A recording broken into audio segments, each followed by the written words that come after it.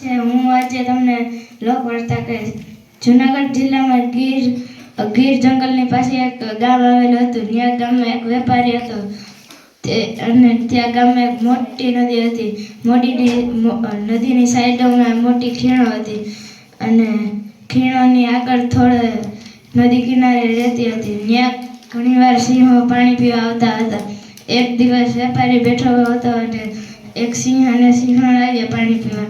પાણીમાંથી જળ કરતો એક મગર બહાર આવી અને સિંહણને પૂંછડી કપડી અને પાણીમાં લઈ ગયો. ત્યાં તો સિંહ તેને બચાવવાની કેટલી કોશિશ કરી. ધીમે ધીમે સિંહ પણ પાણીમાં જતો ગયો. થોડી વાર થઈ તો સિંહને લાગ્યું કે આ મને પણ પાણીમાં લઈ જશે. તેથી સિંહ બહાર નીકળી ગયો. પછી સિંહ ત્યાં બેઠો રહ્યો. એક દિવસ, 2 દિવસ, 3 દિવસ. વેપારીને પણ પશુઓ ખૂબ ગમતા હતા. તેથી વેપારી પણ ખાધા પીધા વગરનો ત્યાં બેસી રહ્યો. સિંહ 1 દી 2 દી ત્યાં સુધી બેઠો રહ્યો. ત્યાં તો પાછું પાણીમાં ખળ કરતો મગરે છલાંગ લગાવી અને પાણીની બહાર નીકળ્યો. ત્યાં તો સિંહ ચેતી ગયો અને પછી સિંહ સામે લડ્યો. ત્યાં તો ગામના બધા લોકો વેપારીની વાડી આવી અને ખાટલે બેસી જોતા હતા. 1 કલાક સુધી મગર અને સિંહની લડાઈ ચાલુ રહી. 1 કલાક પછી સિંહે મગરને મારી નાખ્યો અને તે સિંહણને મારવાનો બદલો લઈ લીધો. ત્યાર પછી સિંહના શરીર પર ઘાવ હતા, લોહીના ઘાવ હતા. થોડી વાર પછી જમીન પર પડી ગયો. ત્યાં તો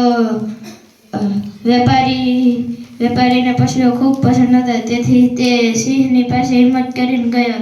ગામ લોકો તેને ના પાડતા હતા કે સિંહ પાસે જવામાં, તે ખતરાથી ખાલી નથી. તો પણ વેપારી ગયો. પછી સિંહને દવા લગાવી. પછી તે વહી ગયો. પાછો બીજા દી આવ્યો ત્યારે પાછી દવા લગાવી.